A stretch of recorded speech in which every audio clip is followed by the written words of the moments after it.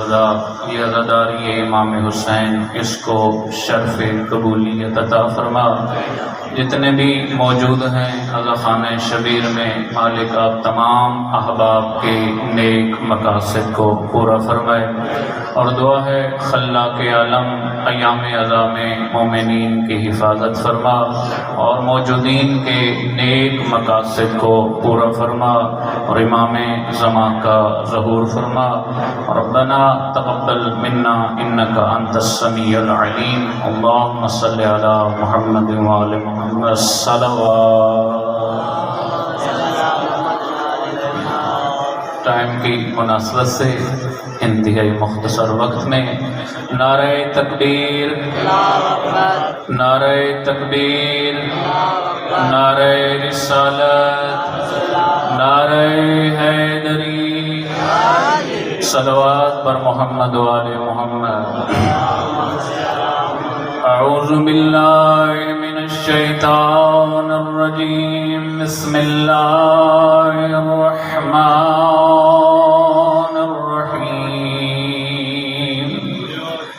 الحمد للہ رب العالمین، والصلاة والسلام علی سید الانبیاء وآل بیت الطیبین الطاہرین المعصومین۔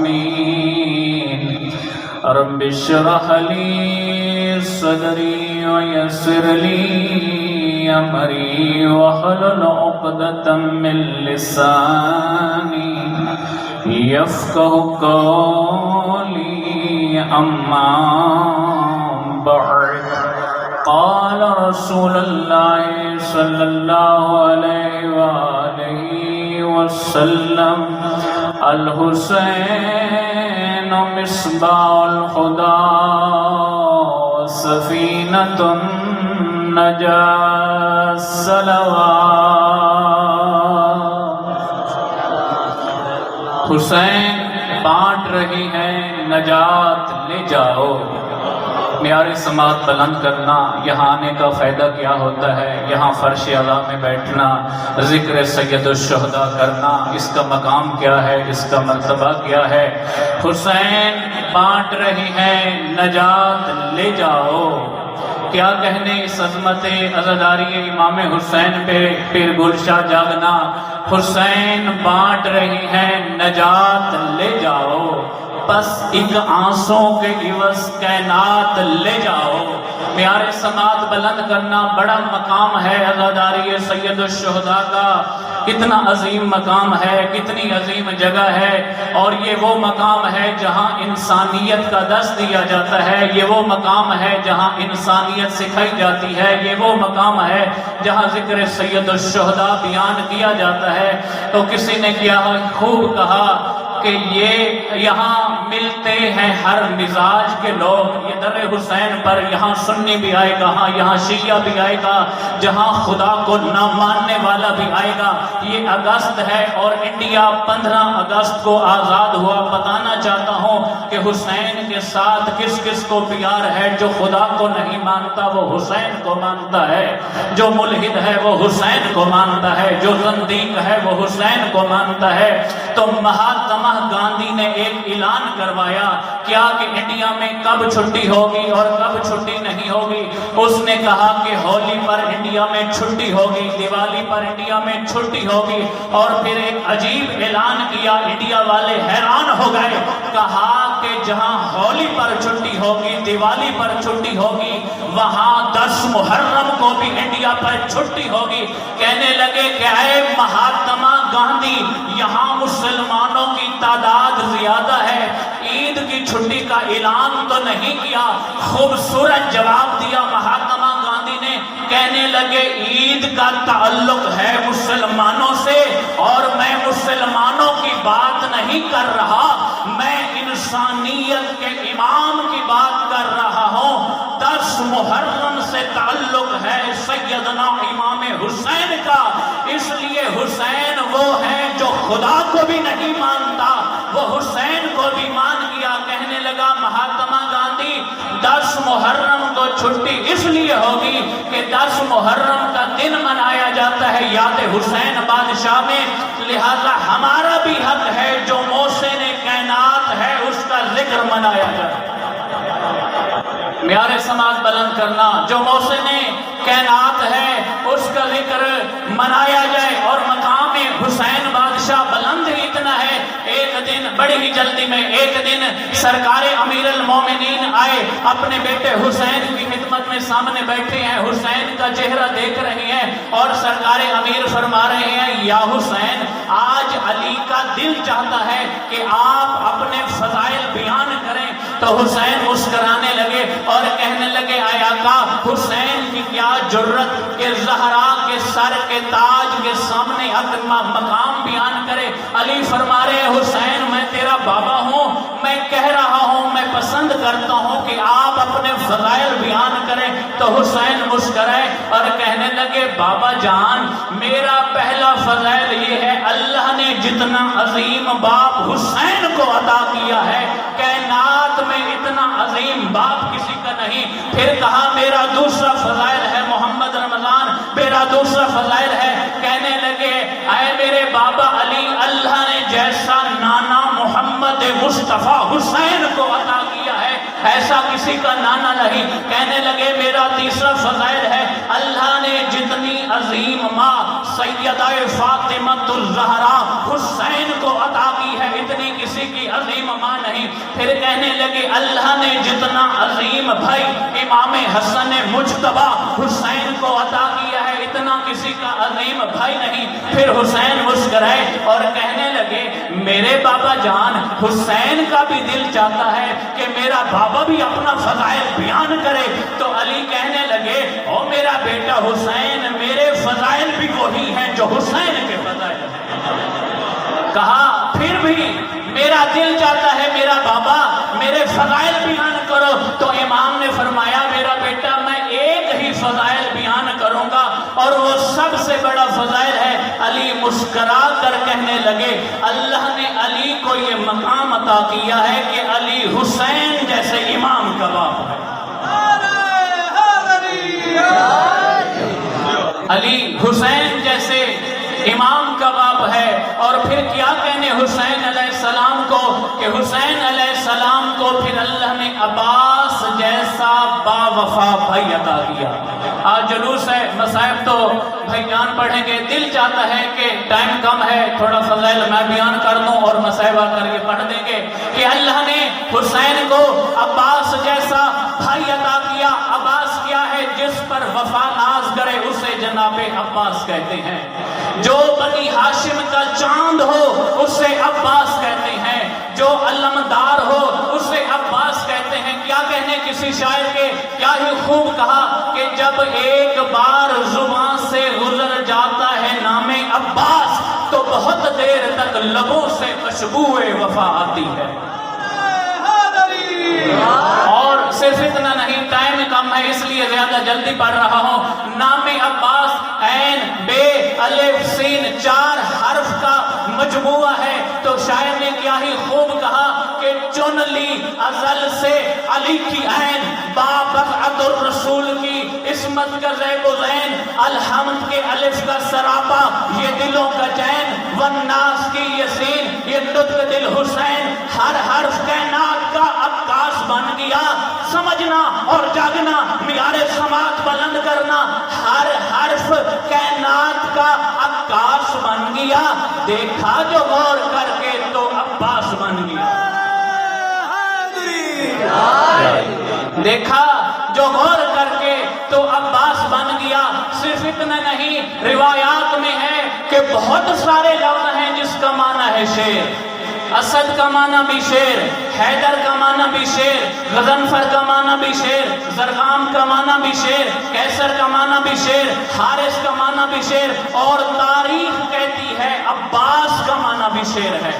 اور ذرا تاریخ میں پڑھتے ہیں ان مختلف شیروں کا نام کیا ہے، ان کی تعریف کیا ہے تو کیا کہنے صاحب کتاب کے لکھتے ہیں جو مطلقاً شیر ہو اسے اسد کہتے ہیں۔ توجہ کرنا، جو مطلقاً شیر ہو اسے اسد کہتے ہیں، اور جو ایک اٹھائے اور پرندے اپنے آشیانوں میں سہم جائیں اسے کسور کہتے ہیں۔ پھر فرمایا جو پہرہ دار ہو، جو حفاظت کرنے والا شیر ہو، اسے حارس کہتے ہیں۔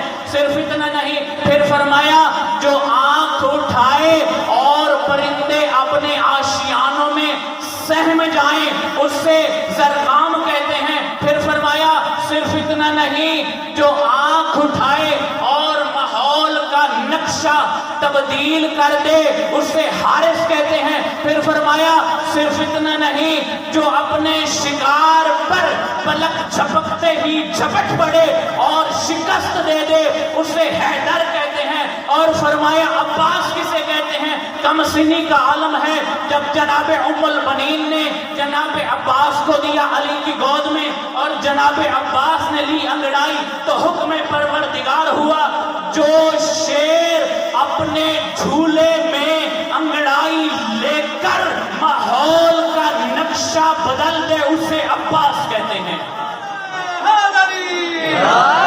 اور یہاں تعریف ختم نہیں ہوئی، جو شیر انگڑائی لے اور اپنے ماحول کا نقشہ بدل دے اسے عباس کہتے ہیں۔ فرمایا صرف اتنا نہیں، ہر شیر چاہتا ہے میں جا کر شکار کروں، لیکن کیا کہنے نام عباس کے؟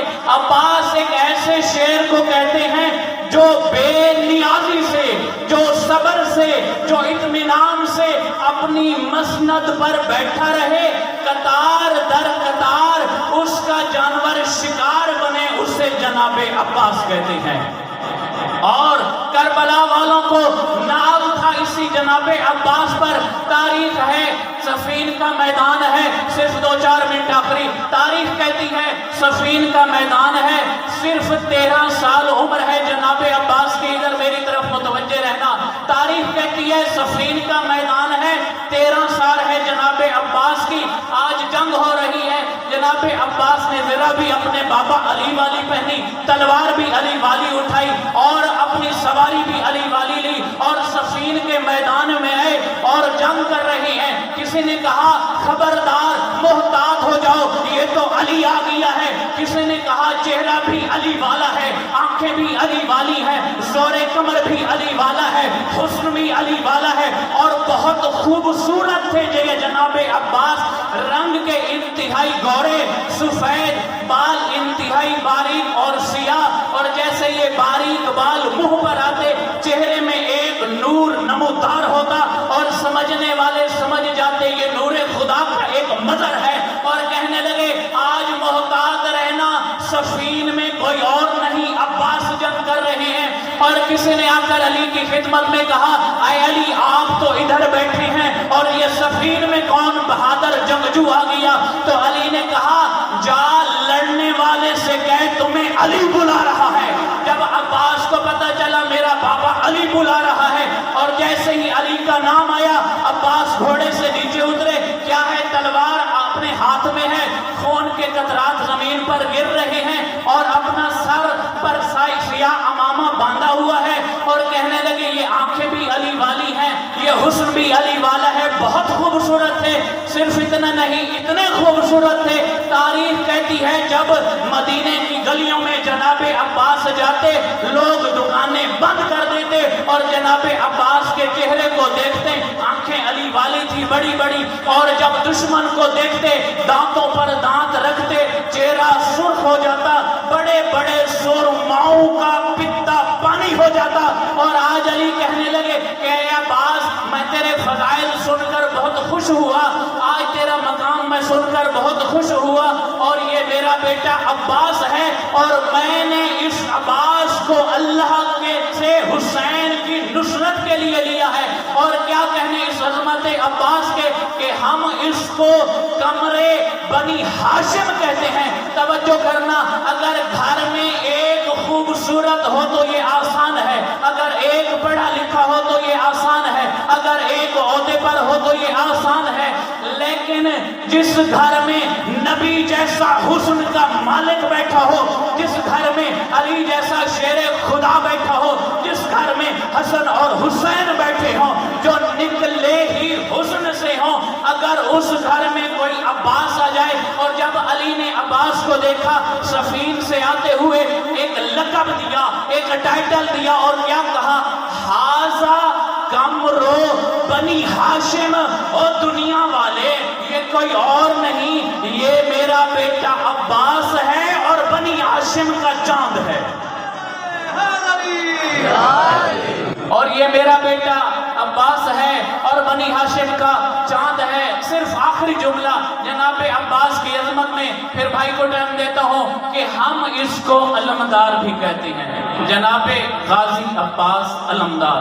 علمدار کہتے ہیں علم کو اٹھانے والا، جیسے آپ تمام ماتمی حضرات جوان ابھی جناب عباس کے علم کو اٹھائیں گے، علمدار کہا جاتا ہے۔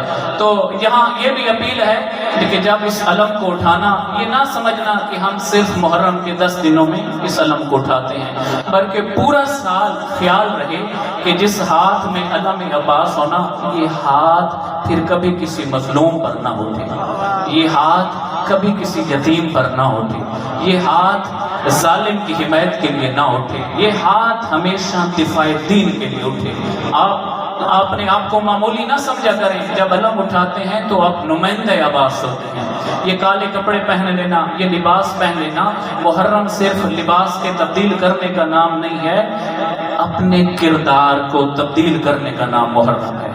اپنے اندر تبدیلی لے آئیں۔ اور مجلس کیا ہے؟ مجلس کرانا شیعت نہیں ہے، گھر میں مجلس لے کر جانا یہ شیعت ہے۔ مجلس سے جائے نا گھر میں، ہمارے وجود میں تبدیلی نظر آئے، پھر تو ہے نا ذکر سید الشہداء، ذکر امام حسین، آخری مقام عباس اور گفتگو تمام۔ فرمایا کہ ہم اس مولا کو علمدار کہتے ہیں، تو تاریخ میں آتے ہیں اور آگردانی کرتے ہیں اور پتہ چلے کہ ہم اس کو کیوں کہتے ہیں۔